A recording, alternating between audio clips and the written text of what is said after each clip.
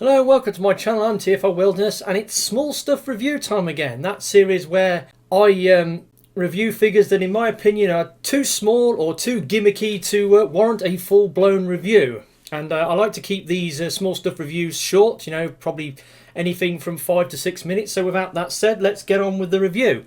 So the other day I managed to find this guy in the shops. It's Transformers Cyberverse, Power of the Spark, One Step, Spin Fin Attack, Sky-Byte. So he's one of the new one-step changes for the new Season 2 Cyberverse toy line. So let's get him out the packaging.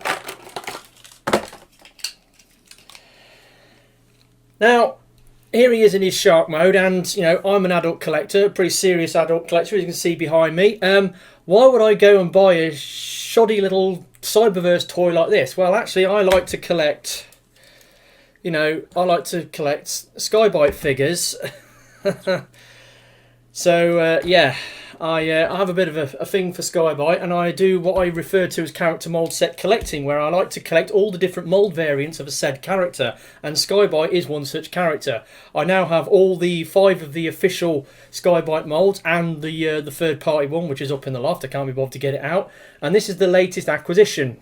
So this is the one-step changer from the new Cyberverse Power of the Spark line, and here he is in his little shark mode. First impressions, you look at the front, it's a typical shark snout, lots of silver painted toothy grin, it's got red painted eyes, it's got a silver dorsal fin, go down the side, it's got moulded gills with a Decepticon logo on one side, petrol fins, and then you go back and then you get to the back end and it's all open because that's where the gimmick lives. So right, so that's him in his shark mode. Being a one-step changer, transformation is very simple. You sort of grab the bottom, grab the top, sort of pull and twist, and there you go. There he is in robot mode. Now, you do have to have a little bit of cleanup on this guy. You basically have to pull that down and move that down a little bit to finish him off.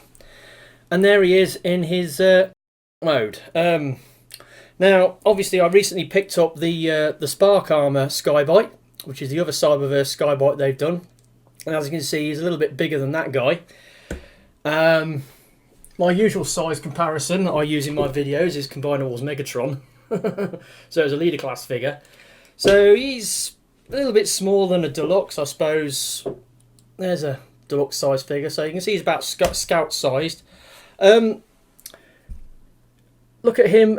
He's got a reasonable amount of detail on the chest. It's got some molded detail on his waist. Obviously the legs are, you know, big chunks of the shark mode. They're all pegged together so they don't move. Now his head sculpt is pretty nice actually. Decently picked out in paint, which is more than I can say for this version. If this little, I mean, trust me, they just picked out his eyes on the Spark Armor one. It's just like his face looks like a bumpy lump of molded plastic. There's no definition to the face at all. Whereas this guy, his head sculpt looks great. Articulation, has got a little bit of articulation. That goes round. Now he has got a joint there.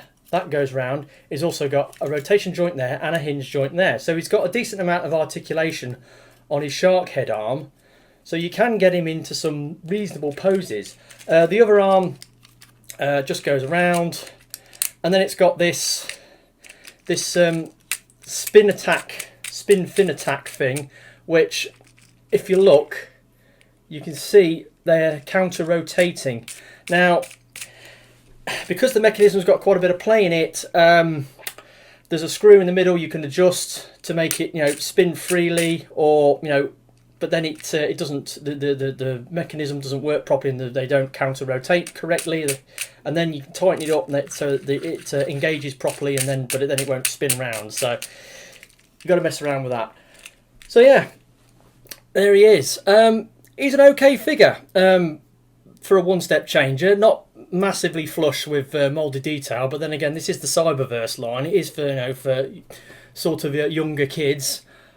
Transformation. Now, you do have to sort of fold the arms up when you want to go back into shark mode, like so. And then it's fairly simple, like so. Before I go, obviously we're over 5 minutes now, so I want to wrap this thing up.